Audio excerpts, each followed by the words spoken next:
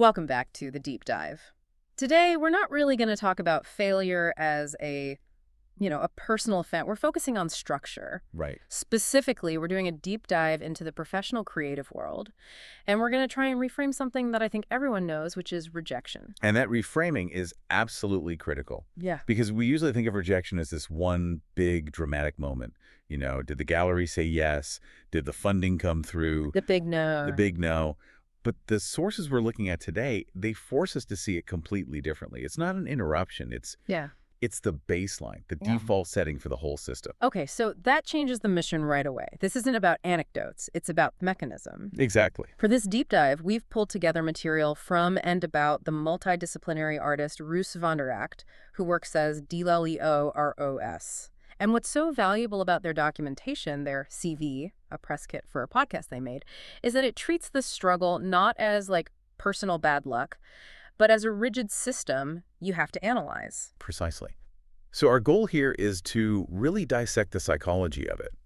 What does a constant, almost guaranteed no do to an artist's behavior? How do they assess risk? What does it do to their ambition in the long run? We're moving from incident to pattern. We're moving from incident to a predictable, almost quantifiable pattern of resistance. So let's start there with this normalization. If no is just the background noise of a career, what does that noise actually sound like in practice? Well, it's multifaceted, Yeah. and it's often insidious. The sources describe it perfectly, really. You get those polite, definitive emails that just shut down a whole line of inquiry. The door is closed. The door is closed. Okay. Then you have the ones that just vanish. You send the application into the void, and you never hear anything again. Silence. Which might be worse. It might be. Hmm. And then maybe the most damaging is the feedback that's just vague enough that you can't argue with it, but it's specific enough that it sticks with you. It puts you in this endless loop of trying to interpret what they meant. That interpretive loop feels key. And the sheer consistency of it is what makes it structural. We're looking at Roos van der Jak's practice, Double O Roos, and it spans from 1996 to today. I mean, that's nearly 3 decades. It's a massive data set. It's a huge data set of just enduring this condition. And it's not passive endurance, it's active. You see, it requires this constant evolution. Their work covers, visual art, photography, film, but the sources make a point of highlighting this necessary move into new image languages, digital work, AI photography. Like that 2024 AI photography project for the Omgevingsdienst Noord-Ziekenalgebied. A skeptic could see that and say, see, they're successful. Of course. But what do the sources tell us about the sheer energy it takes to constantly innovate your medium while you're fighting this systemic refusal? It tells us the energy cost is just enormous because that constant accumulation of no shapes everything. Your timing, how you use your resources, your self-trust. If you're always calibrated for rejection, all your decisions are based on anticipating resistance. You can't just bet everything on one big grant. No way. You can't afford to wait months for an answer. You have to have 3 other projects already simmering on the back burner, all needing different skills, different financial plans. So it's less about making art and more about managing this complex portfolio of risk that you're constantly recalibrating. That's a great way to put it. And yet you look at the CV and you see these incredible results of enduring it.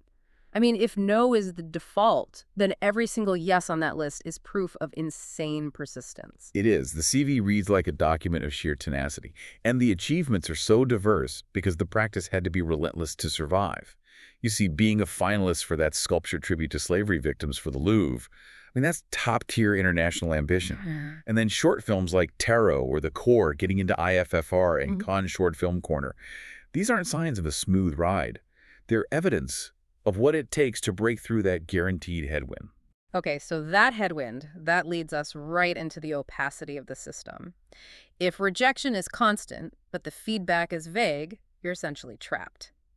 Let's dig into what that ambiguity actually does to an artist. Well, this is where it becomes actively damaging. The rejections they don't have the clarity you need to actually improve.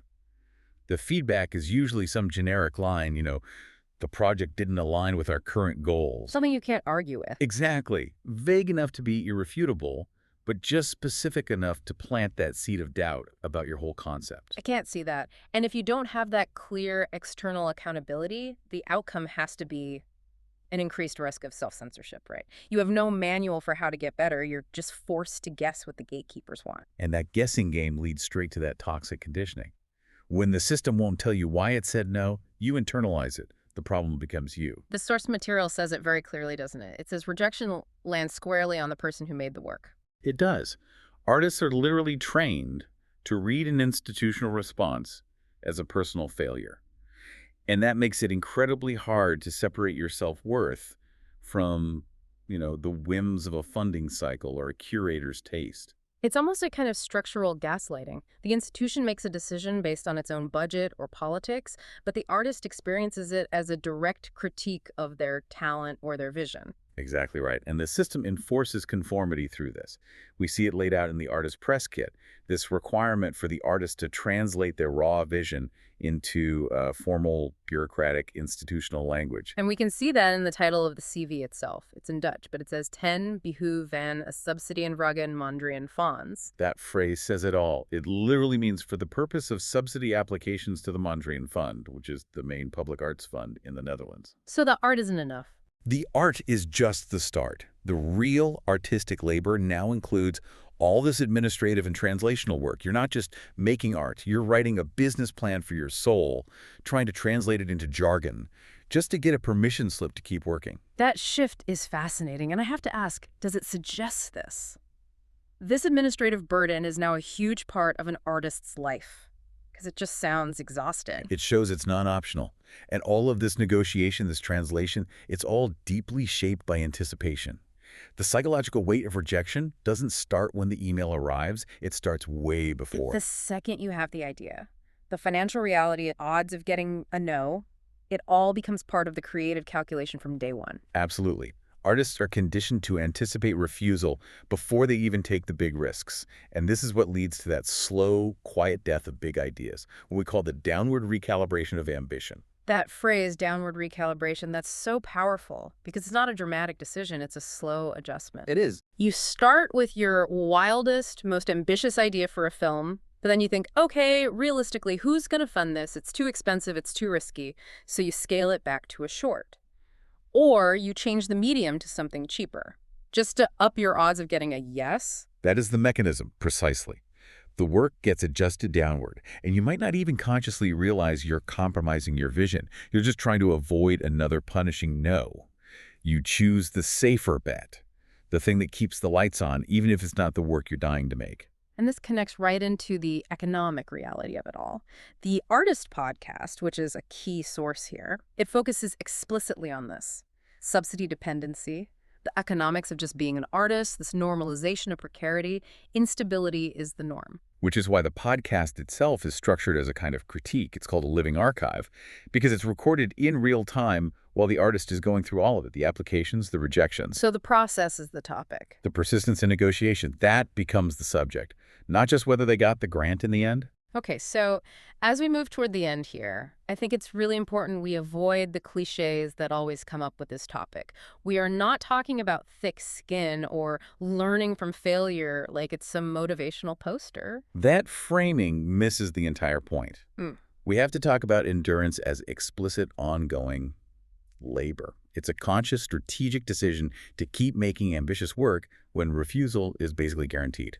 And if we look at the sheer breadth of that labor, the CV shows it so clearly. You see the traditional Fine Arts Foundation, the Willem de Kooning Academy back in the early 90s. But then look at what they had to add on top of that just to stay viable in this modern system. Yeah. A micromaster in integrated digital media from NYU. Master's modules in innovation management and business innovation. That trajectory tells the whole story, doesn't it? It's not enough to be brilliant creatively. You have to become fluent in digital media, innovation, business strategy. It's like an arms race just to stay in the game. It reflects a fundamental truth. The system forces you to become this hybrid entrepreneur, administrator, innovator, just to keep your own practice going. Endurance isn't about feelings. It's measured in finishing these complex, demanding courses. And yet, despite all that, despite the constant expectation of no, the ambition doesn't stop. The CV points to major work coming up in 2025, 2026. The Future Image Lab at places like Art Rotterdam, new films, misalgorithmic, and timeless. Those plans are the evidence. They show that conscious decision to keep pushing. They confirm rejection isn't a measure of your quality. It's a structural condition that reshapes how you behave and what you can create inside a system that's built on scarcity. And that brings us full circle. We started by saying rejection is the default. If you're a professional artist, you just know that the very institutions that are supposed to support you are far more likely to say no than yes. Yeah. And so your whole career becomes about this constant negotiation, translation, and recalibration. Endurance ends up being the true measure of success, much more than any single win. Which leaves us with a final and I think pretty challenging thought for you to take away. What happens to the nature of art itself, of ambitious, autonomous work, when creative decisions are always influenced by anticipating refusal from the very systems meant to support them? How much ambition, how many truly original ideas are being quietly dialed down across a whole generation because of this pressure? And what's the collective cultural cost of all that preemptive self-censorship? Something to mull over as you encounter the next big idea. That was the deep dive for today. Thank you for joining us.